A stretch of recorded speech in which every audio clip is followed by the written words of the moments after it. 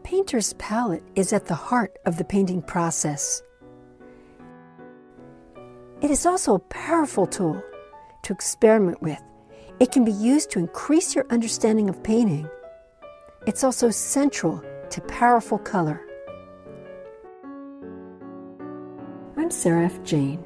Welcome to this episode of my painting videos.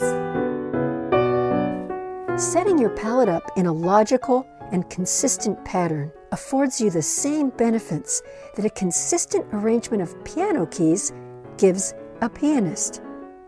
Could you imagine if each morning piano players would come to their piano and find the keys of the piano in a completely different arrangement each time?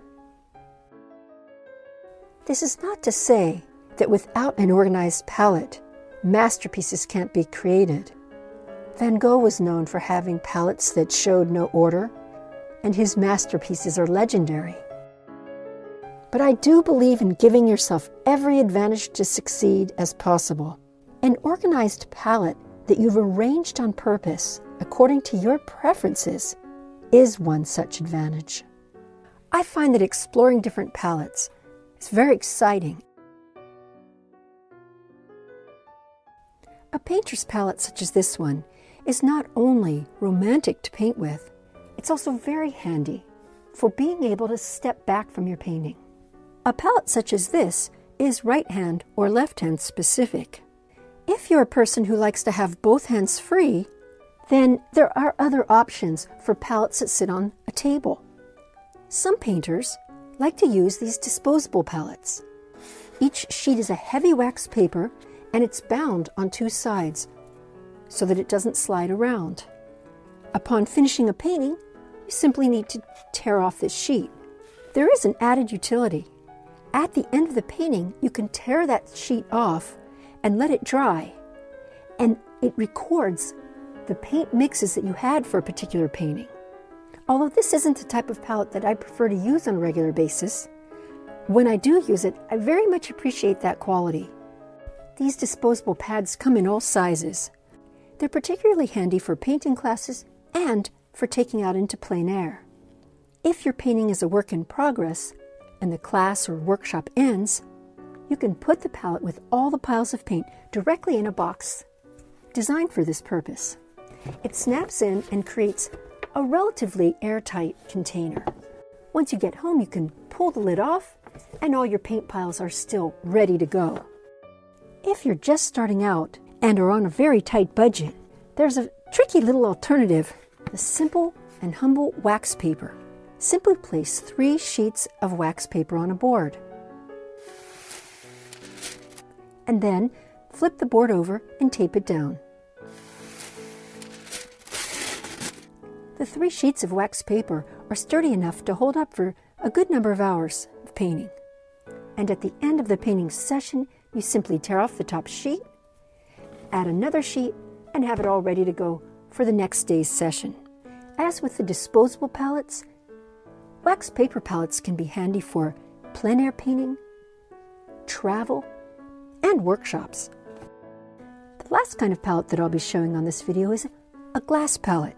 For this purpose, be sure you have non-glare glass. You can buy a piece of non-glare glass in framing departments of big craft stores and other places as well.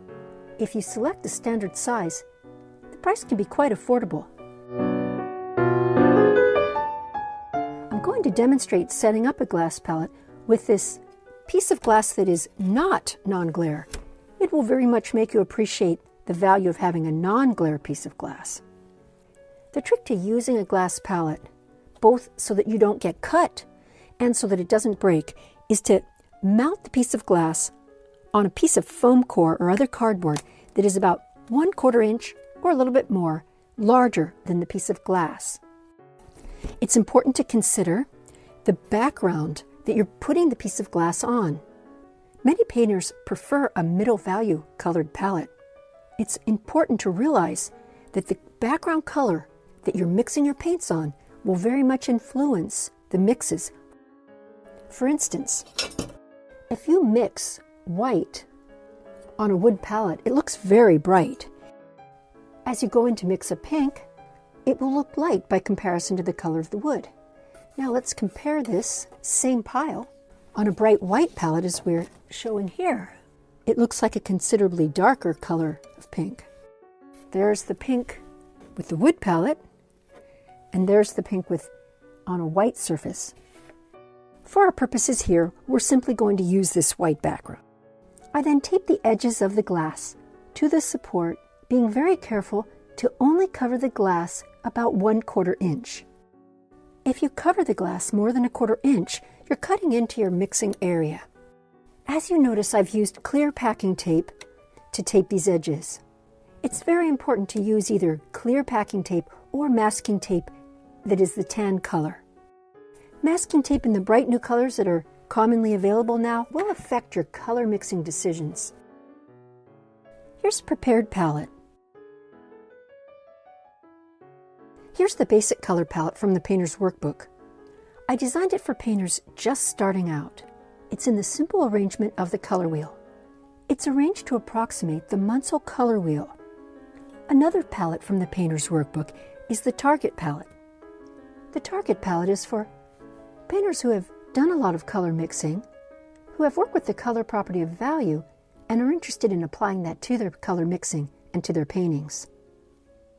As with the basic palette, it follows the Munsell color chart. There's a great deal of potential learning that can take place on the Target palette. I'm squeezing out a few colors to do a demonstration. If I were painting a painting, I'd be squeezing larger piles. The final thing I'm going to demonstrate is how easy it is to clean up a glass palette. If I know I'm going to be painting soon again, I gather up the substantial piles and put them on a small piece of glass. You can take multiple piles and make them into one pile that might be useful. Some painters don't prefer to use paint that's already been used in one painting session. I think it depends on what your painting project is. If you're using your paint to do studies, then there's no need for worrying about their archival quality. You then can take this small piece of glass and put a piece of plastic wrap over it. Using a razor blade holder, you simply scrape the glass clean. Be sure to put your rags that have oil paint on them in a sealed metal can. Holiday cans of cookies are very useful for this purpose. Once I've scraped off all the paint, I dip a rag into some Gamsol or other solvent and simply rub all the paint off. And then I take one more clean rag and the palette's ready for my next painting session. Thank you for joining me. I hope you've enjoyed this video. I invite you to subscribe to my YouTube channel by clicking on the subscribe button below this video. I regularly post videos with mini demonstrations and painting tips. I look forward to painting with you. You can see that I use gloves, so instead of having heavy metal cadmium, it's trapped on this glove.